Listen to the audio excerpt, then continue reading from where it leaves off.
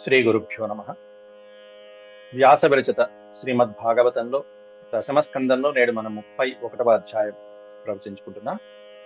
ఇందులో గోపిక గీతములు నిన్నటి పాఠంలో మనం మొదటి 5 శ్లోకాలు కూడా వివరంగా ప్రతి పదానికి అర్థం తెలుసుకున్నాం.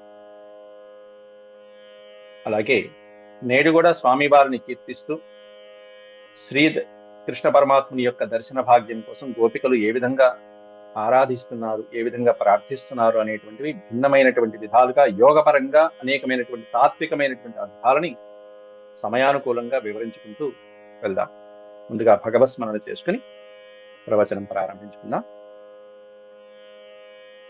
ఓం శుక్లాంబరధరం విష్ణుం శశివర్ణం చతుర్భుజం ప్రసన్నవదనం ధ్యాయేత్ సర్వవిఘ్నోపశాంతయే. వ్యాసం వసిష్ఠనప్తారం శక్తేః పౌత్రమకల్మషం పరాశరాత్మజం వందే సుఖతాతం తపోనిధిం. వ్యాసాయ విష్ణురూపాయ వ్యాసరూపాయ విష్ణవే నమో వై బ్రహ్మనిధయే వాసిష్ఠాయ నమో నమః. నారాయణం నమస్కృత్య నరం చైవ నరోత్తమం దేవీం సరస్వతీం వ్యాసం తతో జయముదీరయే.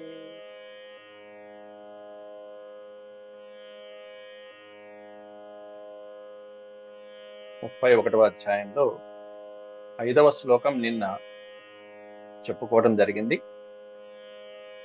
5వ శ్లోకంలో విరచితా భయం వృష్ణిధుర్యతే చరణమీయుషాం సంశ్రుతేర్భయాత్ కరసరోరుహం కాంతకామదం శిరసిధేహిన శ్రీకరగ్రహం. శ్రీకరః గ్రహం ఎట్లాంటి చెయ్యి స్వామివారిది అంటే శ్రీకరః, లక్ష్మీదేవిని చేపట్టినటువంటి చెయ్యి, మంగళకరమైనటువంటి చెయ్యి.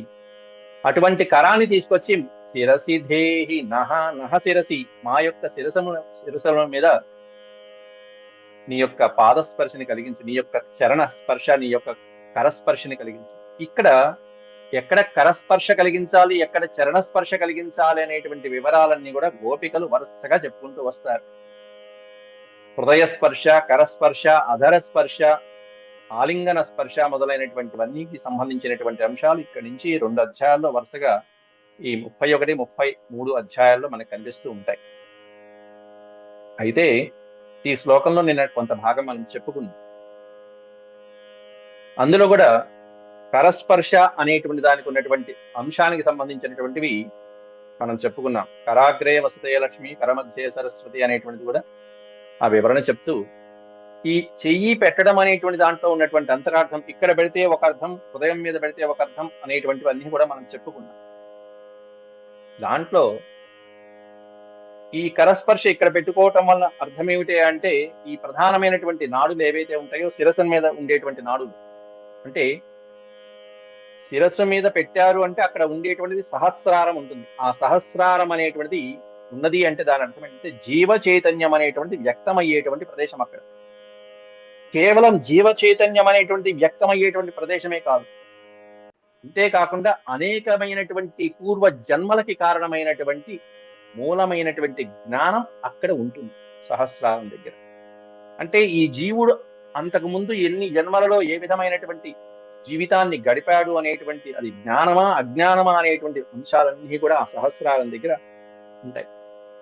అటువంటి ఆ మూలాజ్ఞానం అనేటువంటిది తొలగించి, మూల అజ్ఞానం అనేటువంటిది తొలగించి జ్ఞానం అనేటువంటిది నిక్షిప్తం చేయాలంటే ఏం కావాలంటే పరమాత్ముడి యొక్క ఆ కరస్పర్శ ఈ సహస్రారం దగ్గర స్పర్శ జ్ఞానం కలగాలి. దీన్నే మనం చెప్పుకున్నాం, హస్తమస్తక సంయోగం అనేటువంటిది యోగ ప్రక్రియ. నేను ఇంకా పతంజలి యోగ సూత్రాలు, భాష్యాలు వాటిల్లోకి వెళ్ళటం లేదండి. కాకపోతే అవసరమైన చోట మాత్రమే ఆ పదాలు ప్రయోగిస్తున్నాను. మీకు చాలా మందికి తెలిసినటువంటి వాళ్ళు ఉన్నారు కాబట్టి వాటిని మీరు సమన్వయం చేసుకోవచ్చు వీరి సమయానుకూలంగా. నేను సమయానుకూలంగా కేవలం భాగవత శ్లోకాల వరకే వెళ్తున్నాను. అందులో కొన్ని చెప్పగలిగినవి ఉంటాయి, కొన్ని చెప్పకూడనివి కూడా ఉంటాయి. అవి ప్రస్తావిస్తున్నాను. చెప్పగలిగినవే ప్రస్తావిస్తున్నారు. కాబట్టి ఈ హస్త మస్తక సంయోగం వలన కలిగేటటువంటిది ఏమిటి అంటే ఈ జీవ చైతన్యం అనేటువంటిది వ్యక్తం అవుతుంది. ఆ వ్యక్త పరిచేటువంటి చోదకుడు ఎవరు అంటే పరమాత్మని యొక్క కరస్పర్శ. ఆ కరం కూడా ఎట్లాంటి కరం అంటే ఆ త్రిమూర్తుల యొక్క శక్తులు, అమ్మవారి యొక్క శక్తులు, అందులో ఉన్నటువంటి పద్మపత్రము లాంటి పద్మముల వంటి హస్తములు, ఆ హస్త స్పర్శతో శిరసిధేహిన అంటూ నిన్న మనం చెప్పుకున్నాం ఈ శ్లోకం. అయితే నిన్న కూడా చెప్పిన తర్వాత కూడా నాకు సమయానుకూలంగా చెప్పలేదు. కాకపోతే కాస్త నవ్వొచ్చింది ఈ శ్లోకం వినంగానే. ఎక్కడ నవ్వొచ్చింది అంటే గోపికలే వచ్చి నీ కరమును తీసుకొచ్చి మా శిరస్సు మీద పెట్టు అని చెప్పాలా? చెప్పడం ఏమిటి అసలు అనే దాని దగ్గర నాకు నవ్వొచ్చింది. కానీ వెంటనే చెంపలేసుకుని నవ్వొచ్చే అంశం కాదు, కానీ ఏదో అంతరార్థం ఉంటుంది అనేటువంటిది కొంచెం 5 నిమిషాలు నమస్కారం చేసుకుని వ్యాస భగవానుడికి అర్థం స్ఫురించమని కాస్త వేడుకుంటే నా బుద్ధికి తోచినటువంటి అంశాన్ని మీతో పంచుకుంటున్నాను. ఏమిటంటే అది, ఎందుకంటే ఒక ఉదాహరణ కూడా చెప్తాను. మా అబ్బాయి వచ్చాడు, నమస్కారం చేశాడు. నమస్కారం చేయగానే వెంటనే ఏమీ మాట్లాడకుండా చక్కగా ఆశీర్వదిస్తాం. ఈ చేయి తీసుకువెళ్ళి వారి యొక్క శిరస్సు మీద పెట్టి ఆశీర్వదిస్తాం. అలాగే మీరు కూడా మీ మనవళ్ళని పిల్లల్ని ఆశీర్వదిస్తారు. అలాగే మీరు మీ పెద్దవాళ్ళ దగ్గర కూడా ఆశీర్వచనాలు పొందారు. పొందినప్పుడు మీరు ఎప్పుడైనా ఇట్లా అడిగారా? నాన్న నేను నమస్కారం చేస్తున్నాను కాబట్టి మీ కరస్పర్శ నా శిరస్సు మీద పెట్టండి అని అడిగారా? అలా చెప్తేనే వాళ్ళు ఆశీర్వదించారా? ఇది సహజంగా ఉందా అసహజంగా ఉందా ఈ శ్లోకము? సహజంగా అయితే మీరు నమస్కారం చేయగానే వెంటనే వాళ్ళు పెట్టేస్తారు కదా. కాబట్టి ఇక్కడ గోపికలు వాళ్ళ ప్రాబ్లం సమస్య ఏమిటో చెప్తే చాలు, వెంటనే స్వామి ఆ సమస్యకి పరిష్కారం ఆయన చేసుకుంటాడు కదా. ఓహో వీళ్ళకి ఇది కావాలా కాబట్టి ఈ డోస్ పడాలి, ఈ మందు పడాలి, ఈ ఔషధం పడాలి అని ఆయన తెలుసుకుంటారు. కానీ ఇక్కడ విశేషం ఏంటంటే, గోపికల్లో ఉన్న విశేషం ఏంటంటే, దీంట్లో ఉన్న అంతరార్థం నాకు స్ఫురించింది ఏంటంటే భగవంతుడు అందించినటువంటిది మీకు పంచుకుంటున్నాను. ఇక్కడ చెయ్యి ఎక్కడ పెట్టాలి అనేది కూడా వాళ్ళే చెప్తున్నారు. పాదం ఎక్కడ పెట్టాలి అనేది కూడా గోపికలే చెప్తున్నారు. సమస్య ఎవరిది? వాళ్ళదే, భగవంతుడిది కాదు. సమస్య వాళ్ళదే, దానికి సంబంధించినటువంటి నివారణోపాయం కూడా వాళ్ళే చెప్తున్నారండి ఇక్కడ. ఇది విశేషం ఈ అధ్యాయంలో నాకు అనిపించింది. వాళ్ళకే సమస్య, తాపాలు ఎవరికున్నాయి? భగవంతుడికి లేవు, వాళ్ళకున్నాయి తాపాలు. కాబట్టి చరణమీయుషాం సంస్కృతేర్భయాత్ కర సరోరుహం కాంతకామదం, అనేకమైనటువంటి కోరికలు తీర్చేటువంటి నీ యొక్క కర సరోరుహాన్ని తీసుకొచ్చి మా శిరస్సును ధరింపచెయ్యి, స్పృశింపచెయ్యి అని కోరుకుంటున్నారు. దోషం వాళ్ళల్లో ఉంది, తాపం వాళ్ళల్లో ఉంది, బాధలు వాళ్ళల్లో ఉన్నాయి, వైద్యం కూడా వాళ్ళే అడుగుతున్నారు. ఇప్పుడు నాకేమీ తెలియదు, నాకు అనారోగ్యం కలిగిందండి. అనారోగ్యం కలిగినప్పుడు నేను వెంటనే డాక్టర్ గారి దగ్గరికి వెళ్ళి దానికి సంబంధించినటువంటి ఔషధాన్ని కనుక్కుని ఆ ఔషధం తీసుకుంటాను. ఎందుకంటే నాకు ఏ ఔషధం తీసుకోవాలో తెలియదు కాబట్టి. అనారోగ్యం అలాగే ఒక జ్వరం వచ్చినప్పుడు పారాసెటమాల్ వేసుకుంటారు, ఏదో జరుగుతుంది, అది డాక్టర్ గారి దగ్గరికి వెళ్తే తెలుసుకున్నాను. జలుబు చేస్తే సెట్రిజిన్ వేసుకుంటాను, షుగర్ వస్తే లేకపోతే వాళ్ళు ఇచ్చేటువంటిది ఏదో వేసుకుంటారు. ఇది సాధారణమైనటువంటి జనులు ఎవరైతే ఉంటారో అది తెలియనటువంటి వాళ్ళు, రోగము యొక్క ఆ రోగానికి సంబంధించినటువంటి ఔషధము తెలియకపోతే గనక మనం వేరే వారిని సంప్రదిస్తాం. అదే డాక్టర్కే ఆ రోగం వచ్చిందనుకోండి, ఆయన ఒక వైద్యుడికి ఒకరోజు అనారోగ్యం కలిగింది, కాస్త జ్వరం వచ్చింది. జ్వరం రాగానే ఈ డాక్టర్ వేరే డాక్టర్ని సంప్రదిస్తారా వెళ్ళి? లేదు కదా. వెంటనే పారాసెటమాల్ తీసుకుంటారు. ఎవరినైనా అడిగారా? అడగల. కాబట్టి దానికి సంబంధించినటువంటి ఔషధం వాళ్ళే తీసుకున్నారు అక్కడ. అట్లా ఇక్కడ సమస్య ఎవరిది అంటే గోపికలది, ఔషధం కూడా వాళ్ళే చెప్తున్నారు. అంటే వీళ్ళు డాక్టర్లు లాంటి సామాన్యమైనటువంటి రోగులు లాంటి వాళ్ళు కాదు, అంటే సామాన్య జనులు కాదు, డాక్టర్లు లాంటి వాళ్ళు అనే పదం ఎందుకు పెట్టానంటే, గోపికలు వీళ్ళందరూ సామాన్యమైనటువంటి వాళ్ళు కాదు. యోగ ప్రక్రియలో ఎంతో కొంత సాధన చేసి, అత్యద్భుతమైనటువంటి సాధన చేసి, కొంత సాధన చేసి, ఎటువంటి అజాగ్రత్తకి, ఎటువంటి రోగానికి, ఎటువంటి భవబంధాలకి ఏ విధమైనటువంటి ఔషధం పడాలి అని బాగా తెలిసినటువంటి యోగులైతేనే ఈ విధమైనటువంటి ప్రశ్న సమాధానం.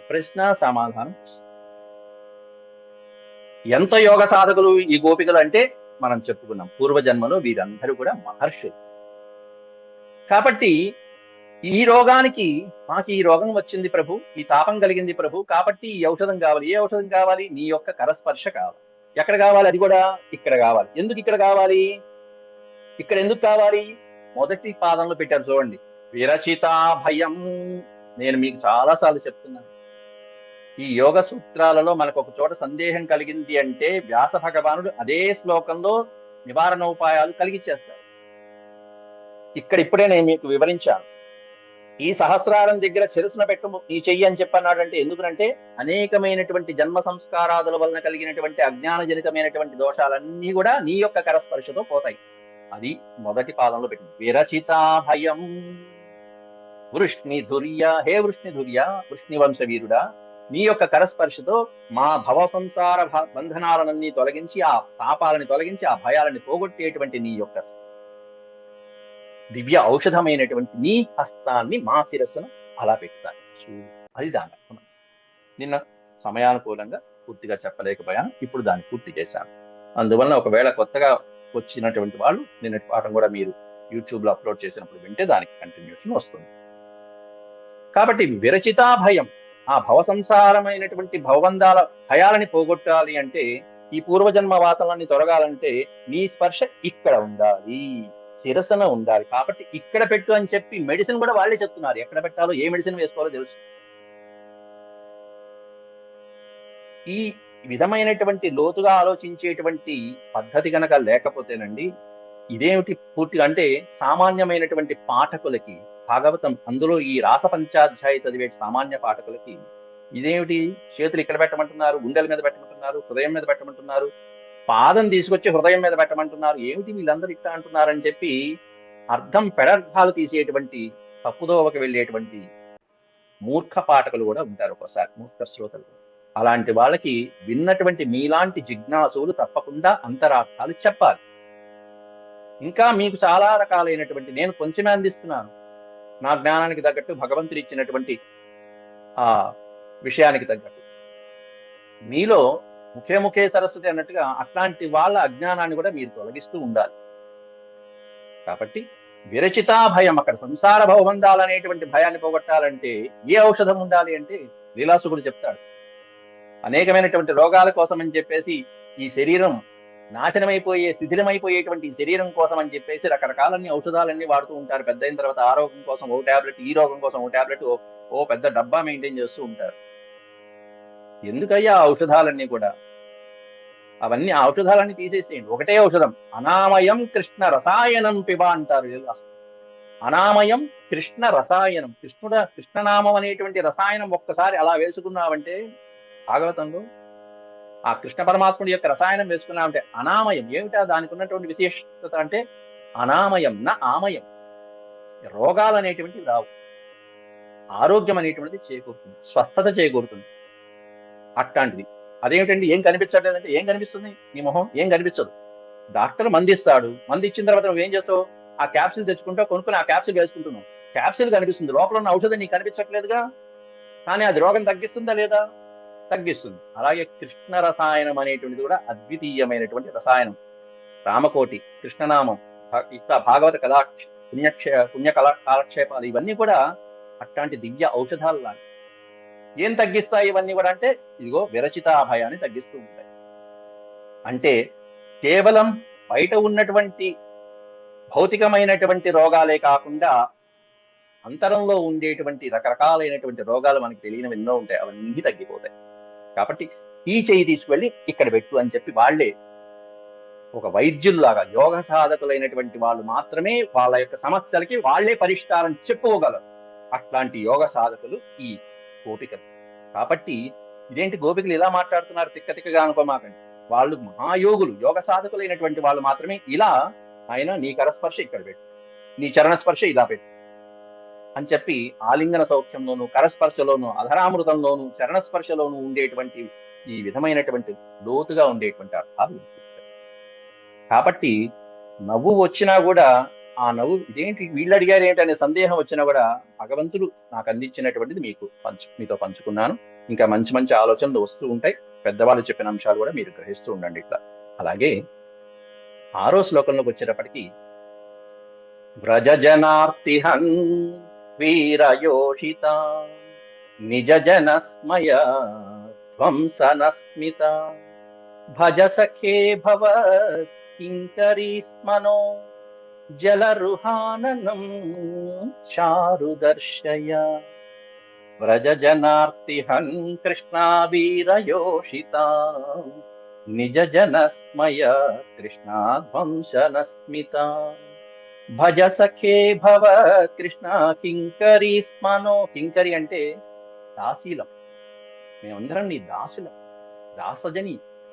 ఈ దాసీజనులకు ఉన్నటువంటి విశిష్టత ఏమిటో నిన్న మనం చెప్పుకున్నాం. కింకర అనే పదానికి అర్థం కూడా విశేషమైనటువంటి అర్థం. భవ సఖే భవ భజ సఖే భవ కింకరీ స్మనో జలరుహాననం చారుదర్శయ. వ్రజజనార్తిహన్ అనే సంబోధన వాడారు. వ్రజజనుల యొక్క ఆర్తిని హరించేటువంటి స్వామి. బృందావనంలో ఉండేటువంటి వ్రజజనులు ఎవరైతే ఉంటారో, యోగ సాధకులు లాంటి ఇట్లాంటి వాళ్ళు ఎవరైతే ఉంటారో వాళ్ళ యొక్క ఆర్తిని పోగొట్టేటువంటి స్వామి. హన్ అంటే హననము చేయుట, సంహరించుట. ఏం ఆర్తి? ఎటువంటి ఆర్తి అంటే పైన చెప్పుకున్నామా, ఆ సంసార భవబంధాలు అనేటువంటి ఆర్తి నుంచి దూరం చేయటము, హృదయ తాపాన్ని దూరం చేయటం. అట్లాంటిది ఇక్కడ చాలా తప్పు ఉంది. వీర అనే పదం దగ్గర, వీరయోషితాం అనే పదం దగ్గర గ్యాప్ ఉండాలి.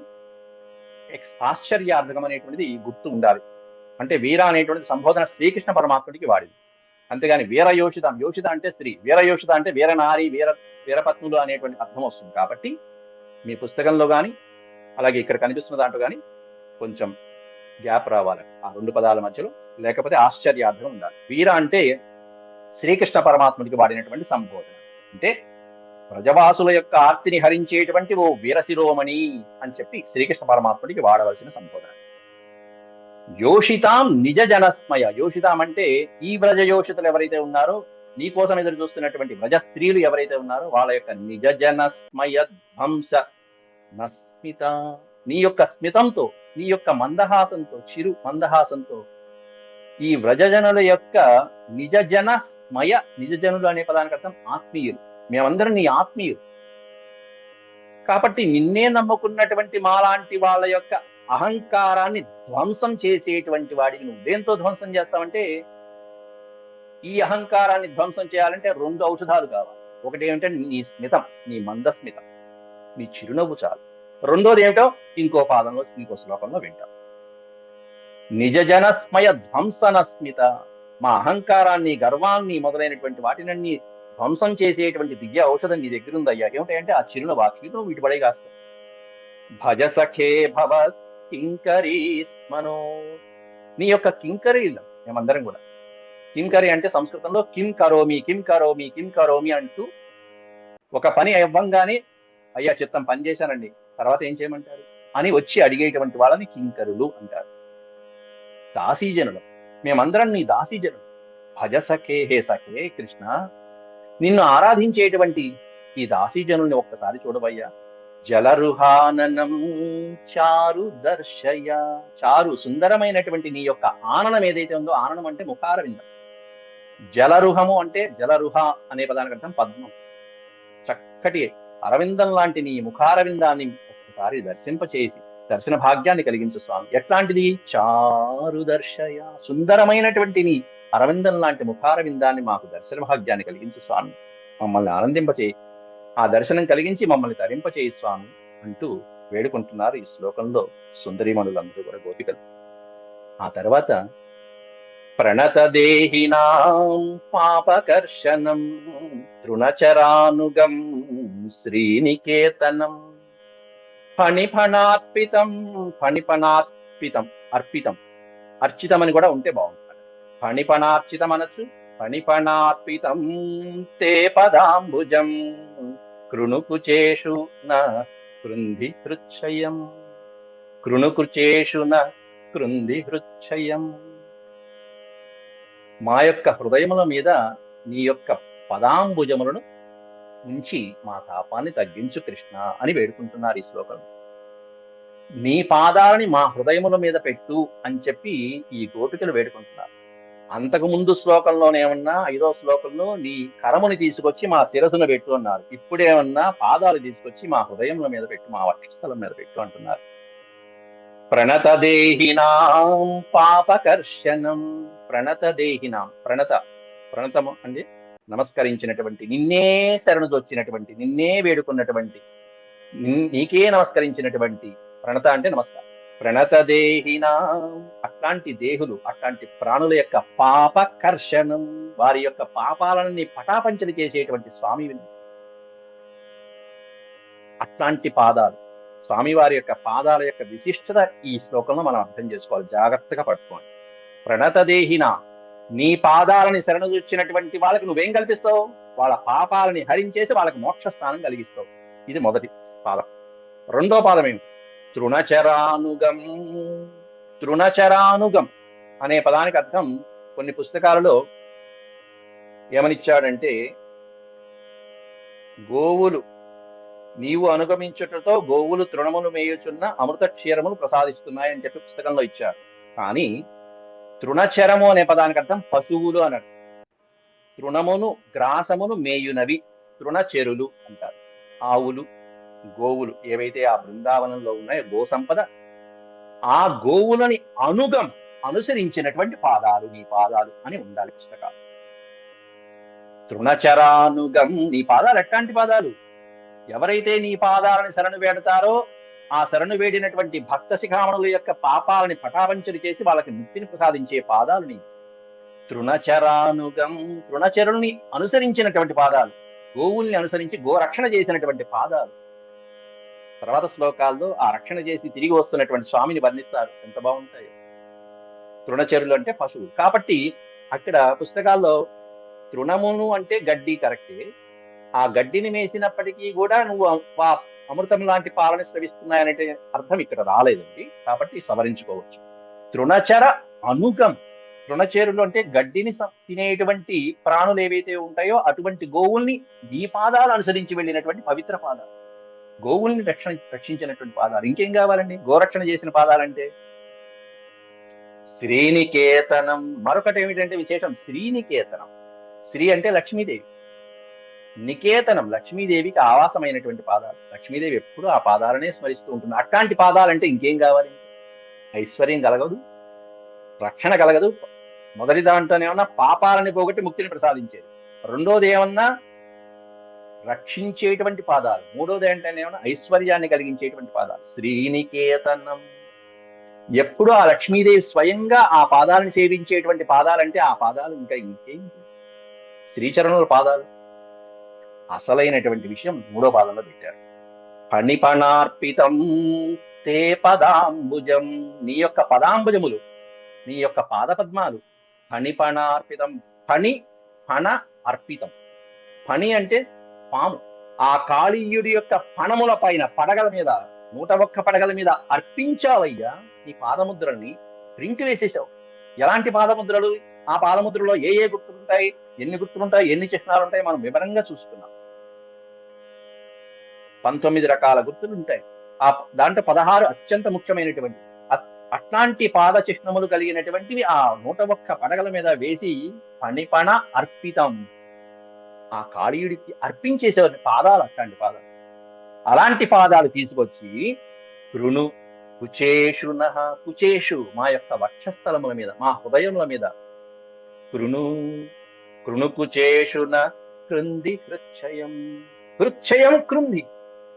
హృత్ క్షయం, క్షయము అనే పదానికి అర్థం తాపం. మా హృదయ తాపం ఏదైతే ఉందో, మా హృదయ వేదన ఏదైతే ఉందో ఆ హృదయ వేదనని కృంది సమూలంగా నాశనం చేసి ఛేదించి పారి మా హృదయంలో ఉన్న తాపాలన్నీ తొలగించు, నీ పాదస్పర్శ మా హృదయముల మీద పెట్టి అంటారు. సామాన్యమైనటువంటి పాఠకులు మొదటిసారి చదివినప్పుడు కానీ ఇట్లాంటివి కన్నా వింటే వాళ్ళు నిజంగానే పెడార్థాలు తీస్తూ ఉంటారు. కాబట్టి అంతకు ముందు ఏదైతే అర్థం చెప్పానో పరస్పర్శ ఇక్కడ పెట్టడంలో ఉన్న అంతరార్థం ఇక్కడ మనం అన్వయించుకుంటూ జాగ్రత్తగా వెళ్ళాలి. అసలు పాదాలు ఉంచడం ఏమిటి, అందులోనూ హృదయం మీద పాదాలు ఉంచడం ఏమిటి? చేయబెట్టారో ఆలింగనం చేసుకున్నారో సరే సరే, పాదాలు కూడా హృదయంలో పెట్టడం ఏమిటండి అనే అర్థం దగ్గర నుంచి ముందు మనం అక్కడి నుంచి రావాలి.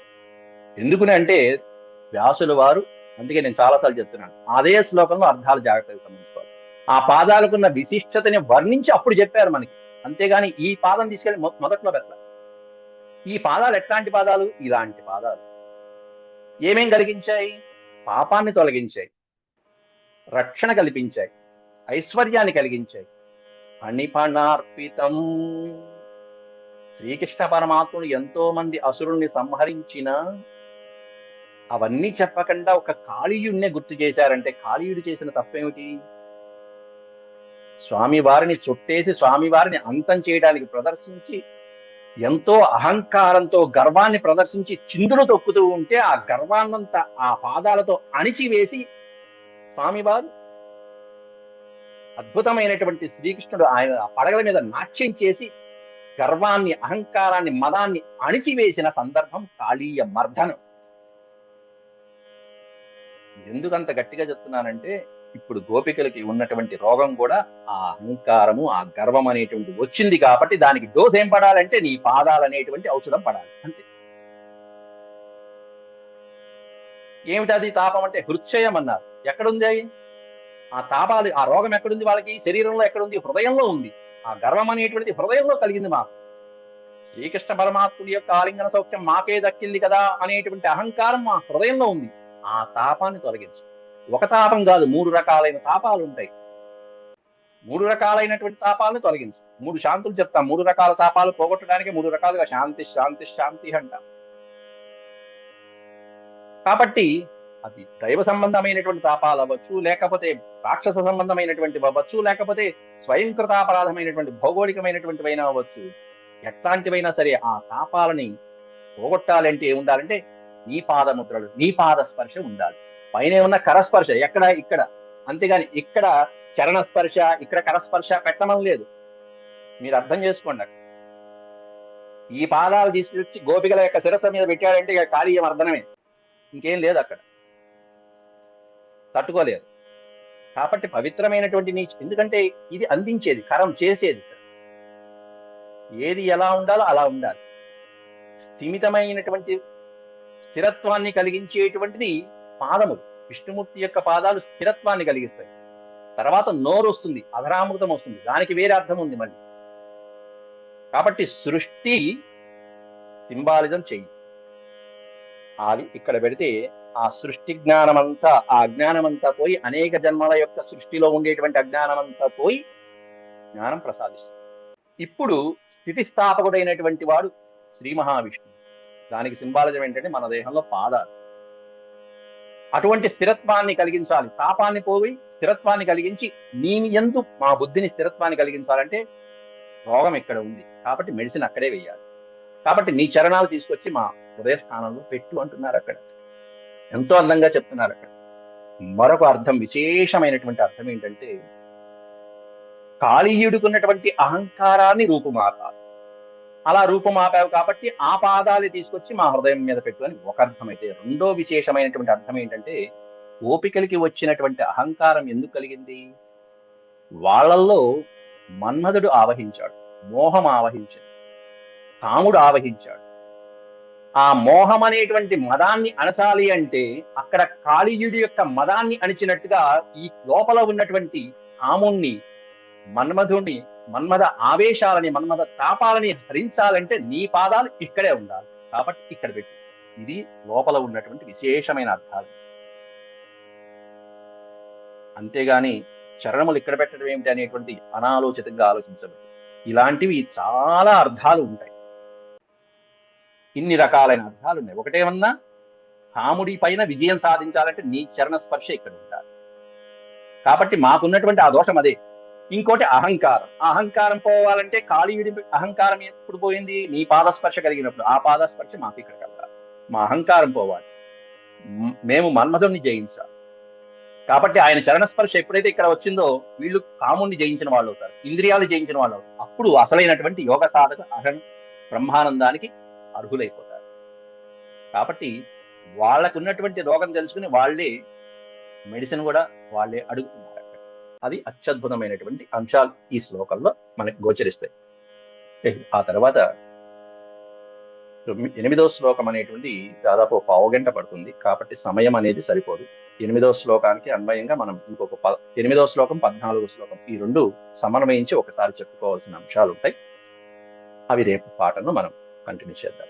మధురయా గిరా వల్గు వాక్యయా ఉధమనోజ్ఞయా పుష్కరేక్షణ విధికరీరిమా వీరముహ్యతి అధరసీధునా ప్యాయయస్వన అంటూ 8వ శ్లోకం. ఒక శ్లోకంలోనే ఉన్న పరస్పర్శ అడిగారు, 7వ శ్లోకంలోనే ఉన్న చరణస్పర్శ అడిగారు, ఈ శ్లోకంలోనే ఉన్న అధరామృతాన్ని అడుగుతున్నారు గోపికలు. అధరామృతం, చుంబనం. ఈ అధరామృతం అంటే ఏమిటి, మనం అనుకునేటువంటి అధరామృతమేనా కాదా అనేటువంటి దాని విశేషాలు యోగపరంగా ఉండే అర్థాలు 8వ శ్లోకము 14వ శ్లోకాన్ని సమన్వయం చేసుకుంటూ రేపు పాటను మనం ప్రవర్తించుకున్నాం. ఇంతవరకు సెలవు. ఓం శాంతి శాంతి శాంతి. యదక్షరపద భ్రష్టం మాత్రాహీనం చ యద్భవేత్ తత్సర్వం క్షమ్యతాం దేవనారాయణ నమోస్తే. సర్వం శ్రీకృష్ణార్పణమస్తు. హరి ఓం. చాలా బాగుందండి. నమస్కారం గురుగారు.